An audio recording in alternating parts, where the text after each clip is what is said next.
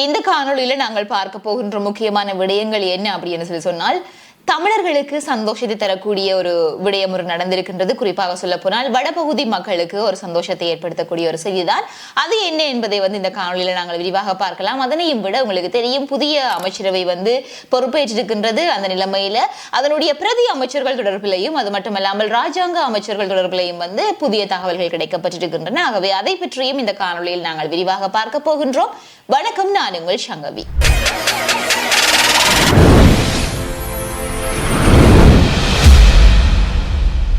Video பார்த்து கொண்டிருக்கிற நீங்க யாராவது என்னுடைய சேனல்ல சப்ஸ்கிரைப் பண்ணாம பார்த்து கொண்டிருந்தீங்களா, சப்ஸ்கிரைப் பண்ணிட்டு பாருங்க. அப்படியே பக்கத்தில் இருக்கிற பெல் பட்டனையும் கிளிக் செய்து வைத்துக் கொள்ளுங்கள். அப்பதான் நான் போடுற வீடியோஸ் எல்லாமே உங்களுக்கு நோட்டிபிகேஷன்ஸா வரும். இந்த வடபகுதியில் இருக்கக்கூடிய தமிழ் மக்களுக்கு சந்தோஷத்தை தரக்கூடிய ஒரு முக்கியமான விடயம் என்ன அப்படின்னு சொன்னால், யாழ்ப்பாணம் பருத்தித்துறையில் இருக்கக்கூடிய கற்கோவளம் பகுதியில தனியார் காணிகள்ல அமைக்கப்பட்டிருக்கக்கூடிய ராணுவ முகாம்கள் உங்கள் அனைவருக்குமே தெரியும். அந்த ராணுவ முகாம்கள் அனைத்தையுமே அந்த பகுதியிலிருந்து அகற்றும்படியாகவும் அந்த பகுதியில் இருக்கக்கூடிய ராணுவத்தினரை வெளியேறும்படியாகவும் ராணுவ தலைமையகத்தில் இருந்து அதிரடியான ஒரு உத்தரவு பிறப்பிக்கப்பட்டிருப்பதாக சொல்லப்படுகின்றது. அந்த அடிப்படையில உங்களுக்கு தெரியும், நேற்றைய தினம் புதிய அமைச்சரவை ஜனாதிபதி அனுரகுமார் திசாநாயக்க அவர்களின் கீழான புதிய அமைச்சரவை, புதிய அரசாங்கம் பொறுப்பேற்றிருந்தது. அந்த அடிப்படையில அவர்கள் பொறுப்பேற்று ஒரு சில மணித்தியாலயங்களுக்குள்ளேயே இந்த உத்தரவு பிறப்பிக்கப்பட்டதாகவும் சொல்லப்படுகின்றது. ஆகவே ராணுவ தலைமையகத்தில இருந்து இந்த உத்தரவு கிடைக்கப்பட்டிருக்கின்றது. அந்த அடிப்படையில இன்றைய நாள்ல இருந்து எதிர்வரும் 14 நாட்களுக்குள் அந்த பகுதியில் இருக்கக்கூடிய அனைத்து ராணுவ முகாம்களும் அங்கிருந்து வெளியேற்றப்படும் அப்படின்னு சொல்லியும், அது மட்டுமில்லாமல் அங்க இருக்கக்கூடிய ராணுவத்தினரும் வெளியேற்றப்படுவார்கள் அப்படின்னு சொல்லியும் சொல்லப்படுகின்றது. அந்த நேரத்துல அங்க இருக்கக்கூடிய ராணுவத்தினர் அங்கிருந்து வெளியேறுவதற்கான அனைத்து நடவடிக்கைகளையும் தற்பொழுது ஈடுபட்டு கொண்டிருப்பதாகவும் சொல்லப்படுகின்றது.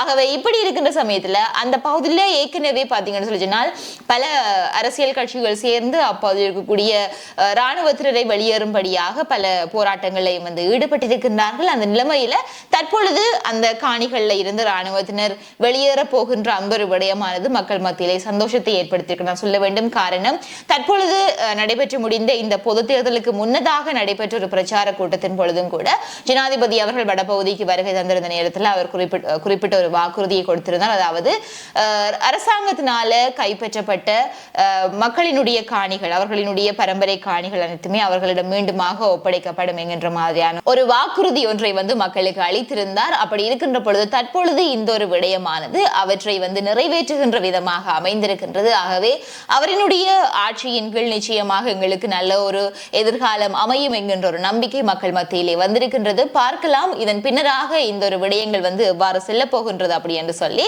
அதே சமயம் இந்த ஒரு விடயம் தற்பொழுது நடந்தது அப்படின்னு சொன்னால், அண்மை காலத்தில் ஒரு சில நாட்களுக்கு முன்னதாக உங்களுக்கு தெரியும், அச்சுவேலி வசாவிளான் வீதி மக்களினுடைய பாவனைக்காக கடந்த ஒரு 30 வருடங்களின் பின்னராக மக்களினுடைய பாவனைக்கு அது திறந்து வைக்கப்பட்டிருந்தது. ஆகவே இவ்வாறு தொடர்ந்துமே பல பகுதிகள் இராணுவத்தினருடைய கட்டுப்பாட்டில் இருந்து விடுவிக்கப்பட்டு கொண்டு வருகின்றது. ஆகவே மிக விரைவில் வடபகுதியில் இருக்கக்கூடிய அனைத்து மக்களினுடைய உடைமைகளும் அவர்களிடமே மீண்டுமாக ஒப்படைக்கப்படும் என்பது இதுல இருந்து மக்களிடம் இருக்கக்கூடிய ஒரு நம்பிக்கை என்றே சொல்லலாம். ஆகவே ஜனாதிபதி அவர்களும் இதனை தொடர்ந்து அனைத்து நடவடிக்கைகளையும் மக்களினுடைய சந்தோஷம் சார்ந்து எடுத்து அந்த நடவடிக்கைகளை மேற்கொண்டால் இன்னுமே சிறப்பாக இருக்கும் என்பது எங்கள் சார்ந்த ஒரு விடயமாக இருக்கின்றது. இது தொடர்பான உங்களுடைய கருத்துக்களை நீங்கள் கருத்து பார்வையை பகிர்ந்து கொள்வதற்கு மறந்து விடாதீர்கள்.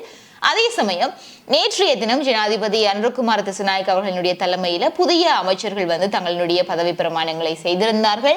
அந்த அடிப்படையில இன்றைய தினம் காலை 10 மணிக்கு புதிய அரசாங்கத்தினுடைய முதல் கூட்டம் நடைபெற்றிருந்தது. அதே சமயம் உங்களுக்கு தெரியும், வடபகுதியிலிருந்து சுயேட்சை குழு 17 போட்டியிட்டிருந்த வைத்தியர் ராமநாதன் அர்ஜுனா அவர்களும் தான் பாராளுமன்றத்துக்குள்ளே செல்லக்கூடிய அந்த காட்சிகளை காணொலியாக தன்னுடைய முகநூலிலே பதிவிட்டிருந்தார். ஆகவே தனக்கு வாக்களித்து அதே மாதிரியாக வாக்களிக்காத மக்கள் அனைவர் சார்பிலையும் தான் அங்கே செல்வதாகவும், அனைவரையுமே நேரடியாக உங்களை பாராளுமன்றத்துக்குள் அழைத்துக் கொண்டு போக முடியாவிட்டாலும் அவர்கள் சார்ந்து நான் செல்கின்றேன் என்ற மாதிரியாகவும், மேதகு மற்றும் எங்களினுடைய இறுதிப் போரிலே உயிரிழந்த மாவீரர்கள் சார்பிலையும் அனைவருக்கு நன்றி கூறி அவர்களினுடைய கண்ணீரிலே, அதாவது அவர்களை இணைத்து தான் கண்ணீரிலே அந்த பாராளுமன்றத்துக்குள் நுழைவதாக தன்னுடைய அந்த காணொலியிலே பதிவேற்றியிருந்தார்.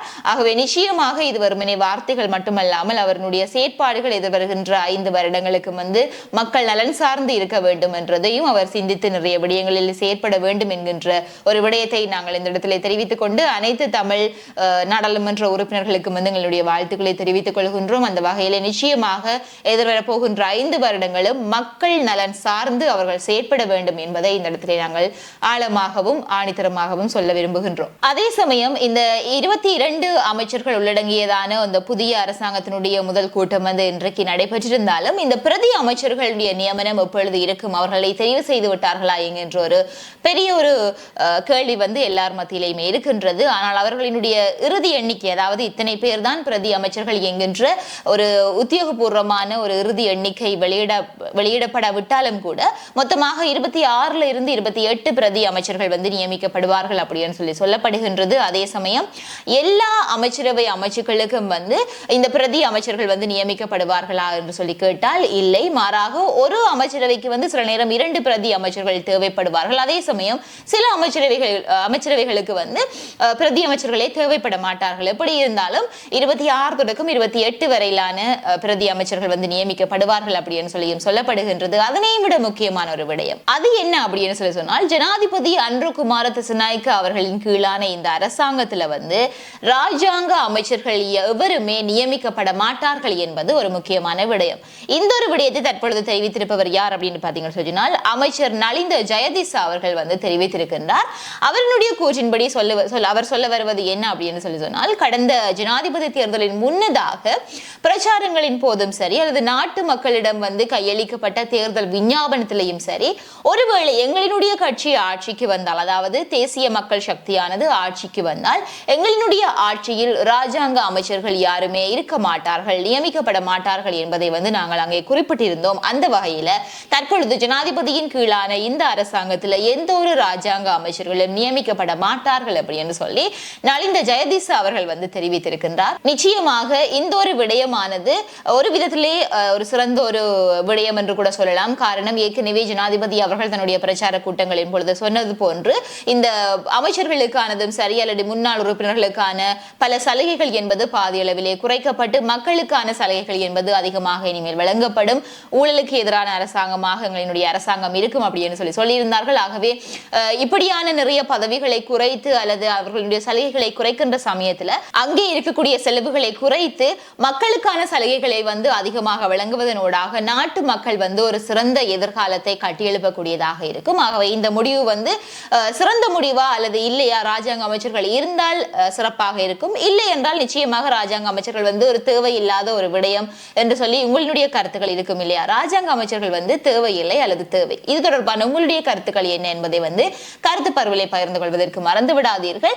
அது மட்டுமல்லாமல் இன்னும் ஒரு முக்கியமான விடயம் என்ன அப்படின்னு சொன்னால், உங்களினுடைய கருத்துக்களை குறிப்பிடுவது மட்டுமல்லாமல் என்னுடைய இந்த காணொளி உங்களுக்கு பிரயோசனமாக இருக்கின்றதா என்ற ஒரு கருத்தினை நான் அறிந்து கொள்ளுகின்ற விதமாக லைக் பட்டனை நீங்கள் கிளிக் செய்வதனூடாக இத்தனை பேருக்கு என்னுடைய காணொளிகள் விருப்பத்துக்குரியதாக இருக்கின்றது என்பது எனக்கு ஊக்கமளிக்கக்கூடியதாக இருக்கும். அதே போன்று உங்களுக்கு அதிக அளவிலான செய்திகளை தருவதற்கும் எனக்கு ஊக்கப்படுத்துகின்ற ஒரு விடயமாக இருக்கும். ஆகவே மறந்து விடாமல் லைக் பட்டனையும் கிளிக் செய்து கொள்ளுங்கள். இதே மாதிரியாக இன்னும் ஒரு காணொளியில் நான் உங்களை சந்திக்கிறேன்.